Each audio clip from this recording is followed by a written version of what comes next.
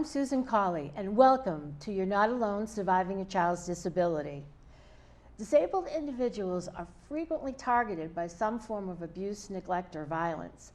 If they learn to defend themselves, this important skill not only can increase their personal safety, but help them gain confidence and self-awareness to survive in the world. Here to discuss personal safety training for the disabled from Impactability are Megan Anderson, manager and lead coach, and Mike Perry, head instructor. Hi, how are you today? Good, how are you? Good. How do you empower a disabled person's life through personal safety training? Well, in a lot of ways. I mean, we start out very small, sort of building their confidence, learning simple things, and then getting a little more complicated, and really just using their words to see that they can say no, that they have control over their own lives is very empowering to people. Unfortunately, this population is very used to being led around, being told what to do. And even just the little things of teaching them, you know, you can say no if somebody's touching you in a way you don't like even just a tap on the shoulder. Or you can say no if somebody wants to talk to you and you don't want to talk. Those things really make people realize that they have more control over their lives than they might have thought. I think that's great. Do you have a comment about that?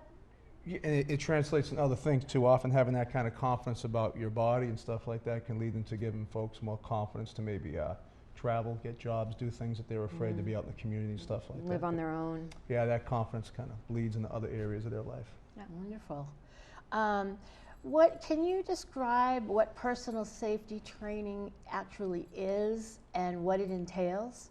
I'm gonna hand that Would one you to Mike, would you like to say that? You mean the actual program that we teach? Yes. Okay. There's different models. They all kind of pivot on the same base principles. It focuses on self-defense because the confidence people get from that, like we talked about, goes. And the way we look at self-defense is dealing with the whole spectrum, everything from dealing with uncomfortable situations up to actual danger situations that may require a physical response. Program has three base components. The way I like to look at it is first for the students to get develop an awareness of what's around them as well as awareness of how they're feeling about it. Then the next would be able to take the appropriate steps about, you know, what's the best, like you'd handle a dangerous situation different than you would an uncomfortable one. And then the last phase would be, which is really important, is a reporting phase. To let, because usually after something's happened, it's certainly in a dangerous situation, you're going to report and let people know what's happening. So further action probably needs to be taken.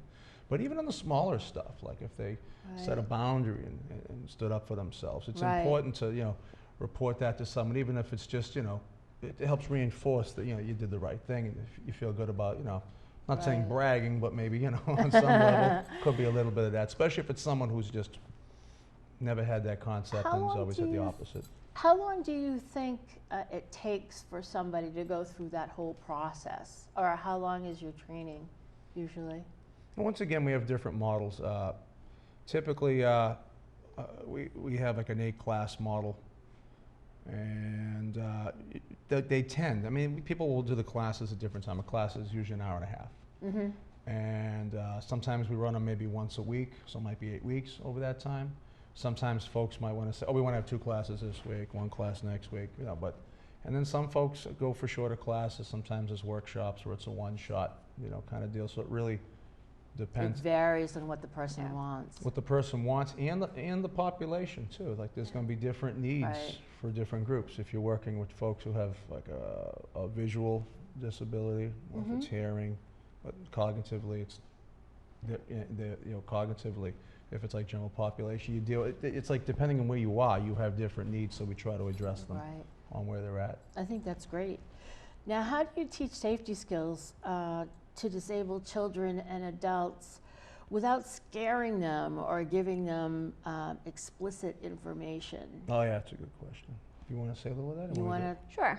So, one of the big cutoff, you would say, is we will only take people into the class if we feel they can understand the difference between role play and reality. We certainly don't want to have a student come in and feel that they have actually been abused or that somebody has actually been calling them names. We really rely on the teachers and the program managers to to pick people that are appropriate for the class. And after that, it's really about building trust and rapport with us as the instructors. So we start off really slow. Like I said, it'll be in the first class, it'll be just as much as, you know, telling a person to stop when Mike's wearing the sunglasses as a stranger, just telling them to stop, telling them you don't want to talk. And we do get into some difficult things, you know, because those are the things that really need to be addressed. For example, we have a scenario that's an inappropriate sexual touch by a caregiver. And that's very difficult. Obviously, we simulate the touch just by a poke on the leg or even just a hand near you to simulate that touch. But it's something that needs to be addressed. But again, it's not until much later in the class, once they've learned to trust us, once they learn what the class is about. And, you know, that way we're able to sort of ease them into it, and they understand that it's necessary. Well, trust is a very important issue for people who have disabilities, and they don't always know not to trust people. You know, so you basically design your curriculum to fit the needs of every disabled individual. Yeah, be different population. And It's like if it's mobility, Right. is the disability, then, you know, we'll go about it. The scenarios, I should have backed up. We are a scenario-based training model. And so what that means is I have two roles in the class. I co-teach with Megan, and then I also act out the perpetrator or the person I have to give a boundary to. And what that means is that when I put the sunglasses on, the students understand, okay, when the glasses on, I'm a stranger, so we're gonna make believe this is real, it's role playing, and we act it out. And like she was talking about all the scenarios, how we start very, if it was a swimming class, we're just barely poking our toes in the water, get up to our ankles in the first class, and we'll go a little further and a little further. So they watch us do a demonstration first, then we talk about what we just did, then we'll have them get up, and Megan will practice the individual skills she just did. Then individually, they'll all each come out, I'll put the sunglasses on. So they get to actually practice doing it. And as time goes on, even though they trust and they know it's fake, it can still produce adrenaline and the nervousness, and they get used to being able to still do these things while feeling that stuff. Of course, I think that's great.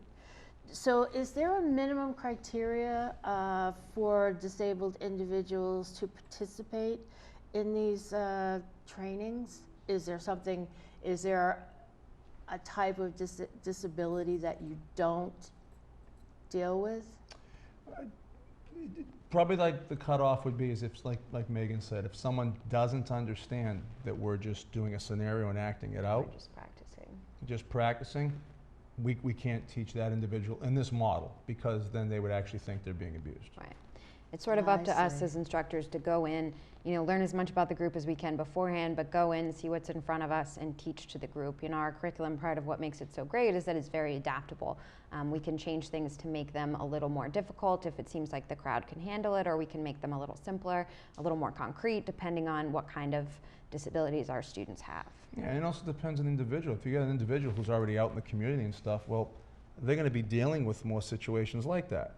If you have another individual who really isn't out in the community much, and maybe they always have a caregiver with them, well, they're going to have more situations between them and the caregiver, more boundary stuff like that. So we'll focus appropriately. Now, you teach these personal safety skills through role playing and through physical self-defense, sort of. Is there any other types of skills that these people learn? I mean, or types of ways that you teach them? Well, that's the primary model. I mean, the amazing thing is like a picture's worth 1,000 words. Like if we were to start a class off and just start explaining to any population, you know, okay, this is what we're doing, this is self-defense. It's so much easier when you just show a scenario. Right. And then you explain what just happened there and why we did what we did.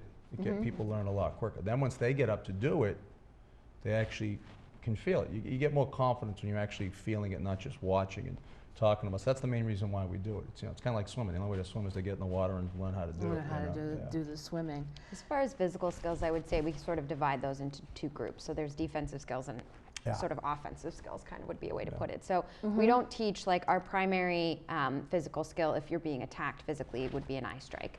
But we only teach that to populations that we feel can discern when and when not to use it. You know, you don't use this if you're mad at somebody, you only use this if you're in, you know, imminent danger. Whereas if somebody's trying to grab your wrist and you need to get your wrist out of that, or if somebody's coming at you, you need to push their arm away. These are skills that everybody can use. Right. So again, it's really up to us as instructors to see the group, understand what their needs are, understand what they can handle, and whether or not those skills would come into play. So it's sort of, we definitely don't take it lightly. We make sure that the students, we're teaching them what's best. Yeah, and if we have a situation where it's kind of like in the middle, okay, maybe they have the impulse control, maybe they have the judgment, we'll go with the more conservative. We'll stick with the more defensive skills as opposed to showing something that could harm Okay. somebody. Right. Okay. Do you think you can give us a demonstration of some of these skills that you teach? Sure. Absolutely. That would be great. Okay, so we're going to do a demonstration of a scenario that we do in the class, and we're going to present it the same way as we would to a class. All right, so this scenario is going to be Megan's out here, she's standing outside somewhere, maybe at a bus stop or something like that. And when I put the glasses on, I'm going to be a stranger. We don't know if he's a bad guy or a good guy, but he's going to be standing really close to her, and you're I'm uncomfortable with that. so we're just going to show you how to kind of deal with that. So first we're just going to act the whole thing through, then afterwards I'll take the glasses off, and we'll both talk about, you know, why she did what she did to keep safe and how to get out of an uncomfortable position. This would be a scenario that we do in a first or second class to sort of build trust and to get basic skills. All right, so Ready?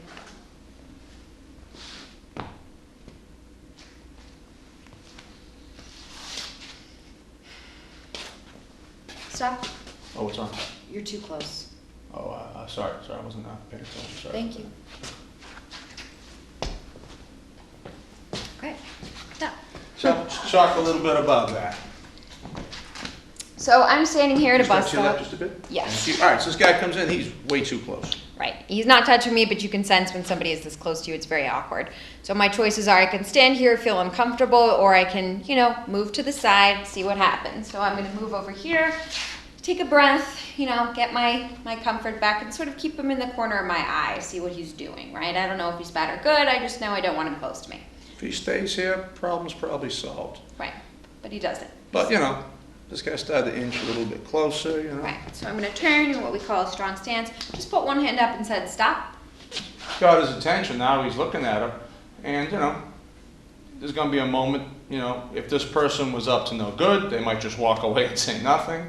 Or with this one, this guy was a little confused. Maybe he didn't realize he was getting close and making her uncomfortable. Right. So he was like, what's going on? So I said, you're too close. Depending on the language skills of the population, we might say, no offense, I need some space, things like that, or just too close if somebody Yeah. has limited verbal skills. If someone's no verbal, they may just Might just do this. go like that. But really just letting the boundaries across, I don't want you in my space. Yeah, and this is a reoccurring theme we have throughout the class. It's about getting in a strong stance, breathing, communicating with your body. Don't come any close. Like you could be across the street and see that this person doesn't want this person to get close. Right. So that's something we teach a lot. And this guy kind of got it, and this character I was playing there kind of got it, and he just kind of walked away and gave her space. So that would be a typical, beginner level stranger situation. Then we would show one, for example, this is going to be somebody they know that's touching them on the shoulder and they're just not comfortable being touched. So just be clear, the first time I was playing a stranger, this time maybe we work together. Sure. We'll give this guy a fictional name. We'll call him Bill. So if you step just a tad this way, that's good. So Bill's gonna walk up and he's just gonna tap her on the shoulder and we'll just show you how that looks. Ready? Hey, there you are, I was looking for you. Hey, please don't touch me. Whoa, something wrong? Oh, no offense. I don't like to be touched. Oh, geez, I didn't even realize I did that. It's a bad habit. I meant nothing by it. Oh, no worries. I just wanted to let you know. Okay, but we still all right? I'm sorry about that. We're totally good. Okay, I was just trying to get your attention. Say hi. Okay, All right. thanks. All right. So, again, we want people setting boundaries about little things, like a simple touch on the shoulder, so they can set boundaries about larger things. So this is really important. This is hard for everybody to do, regardless of, whether they have a disability or not. Once again, he's touching, if she's uncomfortable with this, the choices are what? Stay here and do nothing. Stay here and have my his Or hand on me. maybe this is the straw that broke the camel's back and she completely flips Right. out and starts Why are you screaming. always touching me? Yeah. That sort of thing. So, So he touches me, I check in, I'm not comfortable with this. I'm gonna move to the side just to get his hand off me to change the physical dynamic. yeah, from here, she got some distance. She can speak where, this could be a difficult thing to stand up for, but if she was to stay in close with the hand on and tried to make the same Right. speech, this is Please much more don't touch difficult, me. He's kind of like, what? I'm still touching you. So getting a right? little bit of distance here helps in that. Right. So I put my hands up just to communicate strength, confidence. Please don't touch me. And I played out a character who was really just clueless, didn't know about, and which is usually the case in these types of things. And he was, he was a little defensive, like, hey, what's wrong, this and that. Right. And I don't want him to feel like I think he's gross. That's why I don't want him to touch me. So I said, no offense, I don't like to be touched, letting them know these are the rules about my body. And she's addressing the issue, not the person. So the whole thing about being nice isn't necessarily because we're teaching them to be nice, but it makes her work a lot easier if this person doesn't start getting all defensive and like, Right. well, what's your problem, Right. And it's really pretty clean cut. It's about this guy touched her. She informed him about the rules about her body, and he got it, and he was apologetic. And then also handling it this way, if you go to see this person all the time, it won't be as awkward next time you see them. So. Right.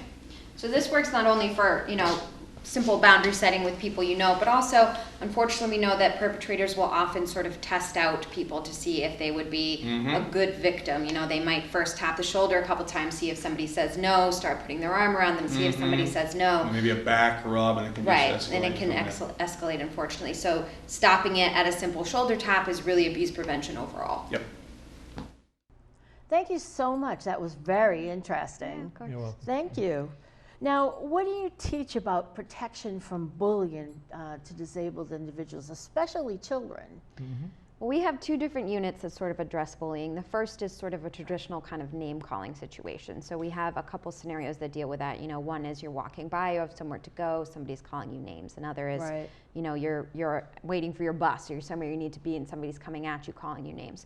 And mostly what we teach is to be really aware of whether you're in danger or not, right? Obviously words hurt, and we talk a lot about, why somebody might call somebody a name, what kind of names have you heard that really bother you. A lot of times students will say the R word, things like that, that really hurt them personally. And then we talk a little bit about how it's good to get used to hearing those words so that you can think about your safety in the moment, take a breath, not let that word get to you, not let that person have control over you. So Mike's character, which is usually somebody they know, we could just give them an arbitrary name, say this is somebody you know, we'll call them names as they're walking by or as they are, standing, and they'll say, stop, leave me alone, or they'll keep their head high, take a breath, keep walking, always report the situations. And then we also have another unit where we cover rumors, because that can be a sort of vicious way of bullying, making up stories about people, which again happens no matter where you go, especially in high school, which is where we spend a lot of our time. Right.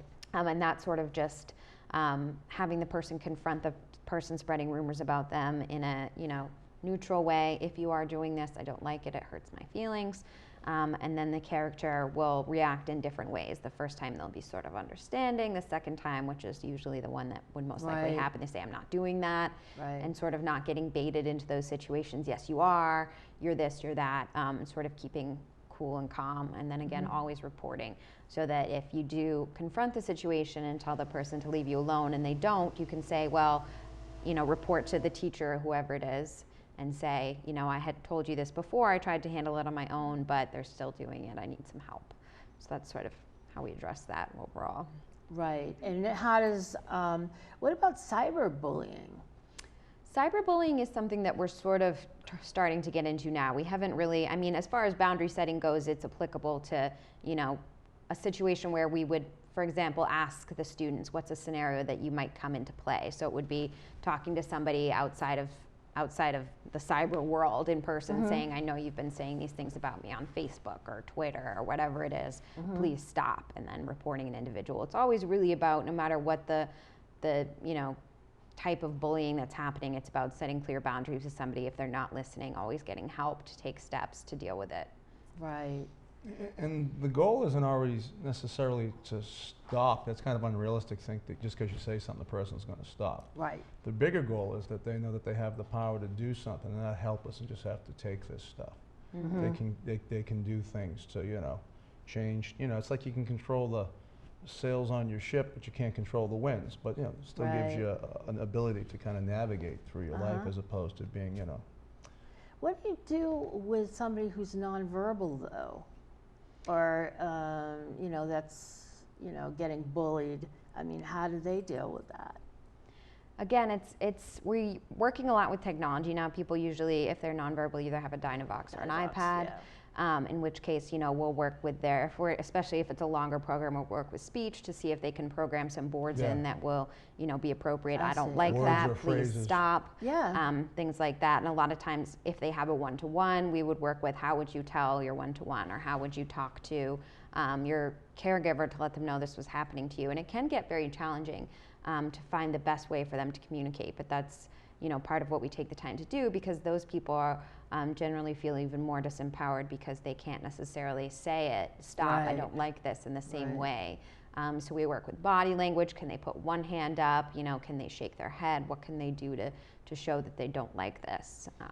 Oh, that's interesting. Also with the thing that always strikes me is like usually the phrases or the words that we want to have them do usually aren't even there. It's like just something as simple as I don't like I don't that. like that, yeah. Isn't even on there. So It's very hard for as these time people. goes Yeah, on, it's we're usually gonna- not. I mean, I have 2 autistic daughters, and Yep. one of mine is nonverbal, right. and she has a Dynavox, but there is nothing on it that I know of at this point that has anything to do with, physical boundaries or, Right. bullying or anything, Yeah. of that nature. There's just not. Right. Yeah, They it's don't- something that we've been sort of pushing for in different school settings, because especially with the reporting aspect, even just something that says something happened, something bad happened, something I'm not comfortable with happened. Right. Because if they can at least get that part out, then whoever they're with can sort of ask questions to try to figure out, did this happen? Did this happen? Yes, no. Whereas if they don't have anything to voice, especially something that they don't like, it becomes really challenging for them to report.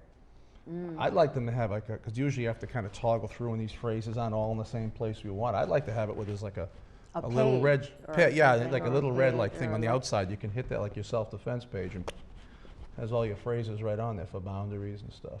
That would be great. I mean, I think that's something that people should take into consideration of Absolutely. any age. I Yes. mean, even Oh, yeah. adults, Mm-hmm. especially with adults with disabilities. Mm-hmm. I don't think anybody has taught them, how to defend themselves. And in this day and age, you have a lot of people that don't respect people who have disabilities or Absolutely. don't understand, so they, Yeah. take things out on people. But And on that note, actually, I should talk a little bit more about Impactability as a program. So Impactability is, the self-defense is a part of it, but it's also a larger program. We are, Impact Boston is a self-defense program that is housed within Triangle Incorporated. So it gets a little Okay. tricky. Triangle is a disability service agency. Yeah. Impact Boston is a nonprofit housed within Triangle. So Impactability is a program that's grant funded largely through the Robert Wood Johnson Foundation. And the goal is not only to teach self-defense to people with disabilities, but also to create environments that make them less vulnerable to abuse in general. So we at Triangle have been working to create culture change, to make people with disabilities more respected, to make them less vulnerable to abuse that way, to empower them to have choices. And to make policies that really protect them in that way, and to make sure that people know what to do if somebody comes up to them and says, somebody with a disability comes and says, I'm being abused, Right. what do you do, right? Especially as an employee, as a mandated reporter, what do you do? So that has been going on at Triangle for a couple years now, and we've had really positive changes. can you talk a little bit about the reporting aspect? Absolutely. As a person with a disability, as a mandated reporter, as a parent, all of the above. Right. Okay. Well, generally what we find happens is that, a person with a disability will come to a trusted adult. That's what we train Right. them to do also. It's just sort Okay. of what generally happens. And we have a checklist as part of Impactability. We created a checklist for all of our staff members that hangs on all the walls in our all the rooms in our building that says what to do if an individual reports abuse. And you just go right down the list. So the first would be thank a person for telling you, right? Make sure they're feeling safe, they feel like they made the right decision. Let them know you're a mandated reporter. Let them know that you have to call the Disabled Persons Protection Commission, which here in Massachusetts is our agency that protects people with disabilities that don't fall under DCF or Department of Elder Services. So anybody between 18 and 59 who has a disability falls under the DPPC realm. So you let them know, you know, I am a mandated reporter. If you tell me somebody is hurting you, I have to call this place to keep you safe.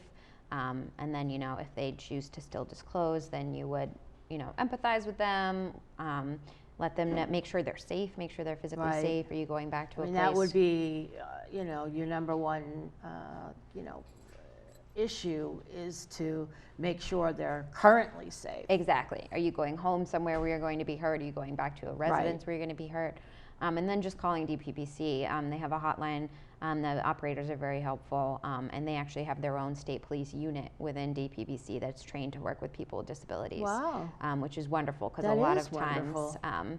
police officers, through no fault of their own, don't have the training to understand how to, Right. you know, interrogate somebody without re-traumatizing them, especially if somebody's been sort of trained to feel that if the police come, you've done something Right, bad. right. So they're really great. They'll come out, they'll do an interview. The and police that's- are also very intimidating. They can be. I mean, yeah, you know, absolutely. when you call somebody for, you know, for a call, like all of a sudden you get the police, the fire, the EMT. Exactly. Wow, there's And lights, people who Exactly. have disabilities are like, uniforms. what? It's sensory overload, Yeah. especially for someone with autism to have Oh, all yes. of that going on. Oh, Can I yeah. speak to the other end of that? What we teach the students. Sure. So what we teach the students in the class in terms of reporting will vary whether it's a stranger versus someone they know.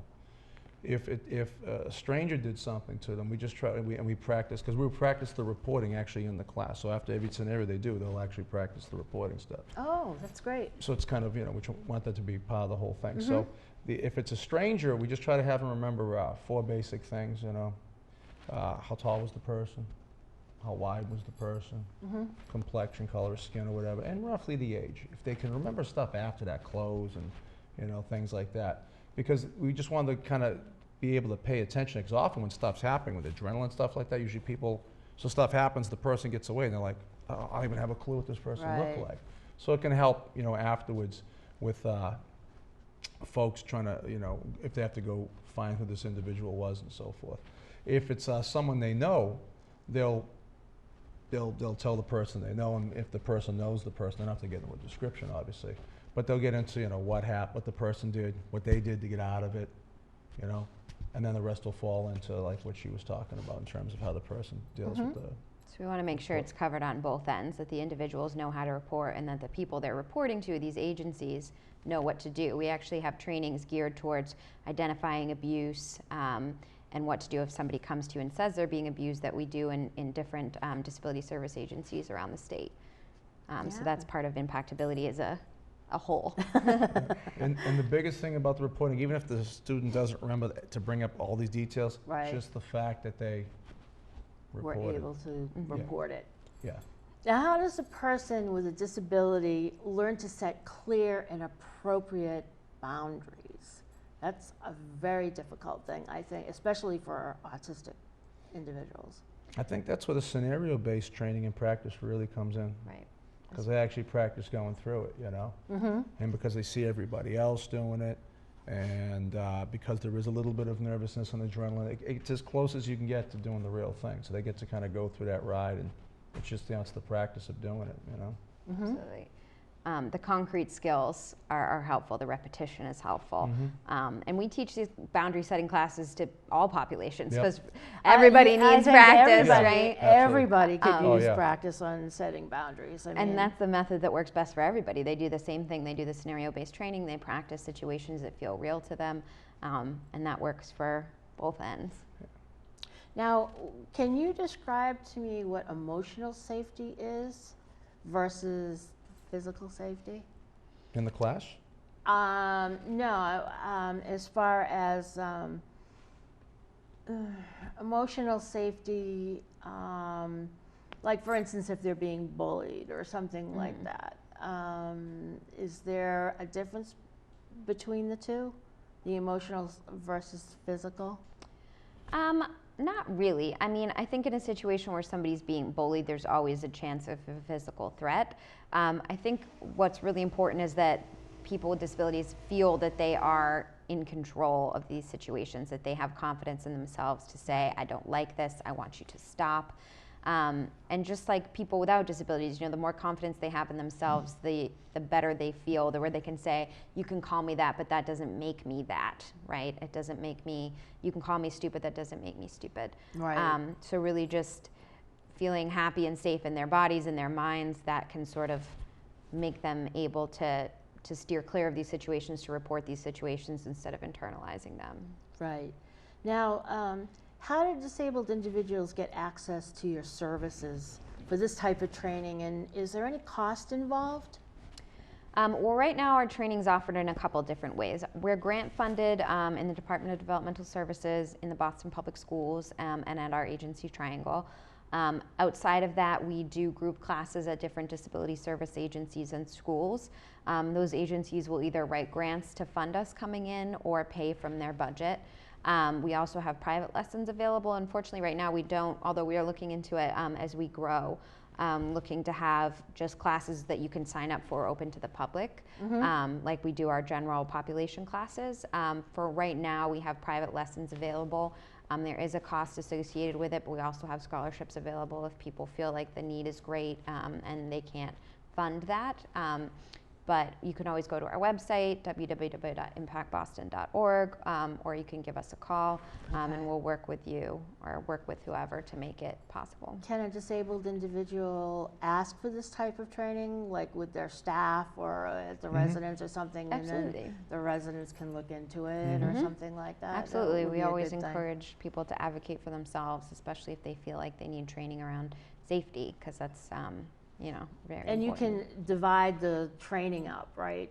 Where, one specific scenario versus, Right. Another one class you can have one and, Right. you know. We can target it towards what the needs are. Right. If they can't, for example, fund the full 8-week curriculum, we can pick and choose as to what feels most important to people. Exactly. Okay. Lastly, where and how can a disabled person safely report any abuse or violence they feel they've experienced? I know you've touched on this a little bit, but again, how can they safely report this abuse? Well, like I said, what usually happens is they will safely report to a trusted adult who will then help them call DPPC. There's also DPPC cards and posters all over the place with the hotline number. And that is the best place to call to report abuse, because they, like I said, know the best way to handle it when it's this specific population. I don't know the number off the top of my head, but again, there's all sorts of different posters and cards and stuff that have the number on them that they can carry with them in case. I know Mass Advocates Standing Strong, a lot of different organizations will hand out these magnets and cards and posters so that people know, here's the number, I have it, if something happens to me I call, and the operators will work with them to figure out what the best next step is to keep them safe. Great. Well, I appreciate both of you coming in today. It's been very interesting. Thank you. Absolutely, thank you for having us. It is both sensible and responsible to give the disabled the ability to utilize personal safety skills and instincts to protect themselves. Thank you for being with us today, and I hope you will join us again for You're Not Alone Surviving Your Child's Disability.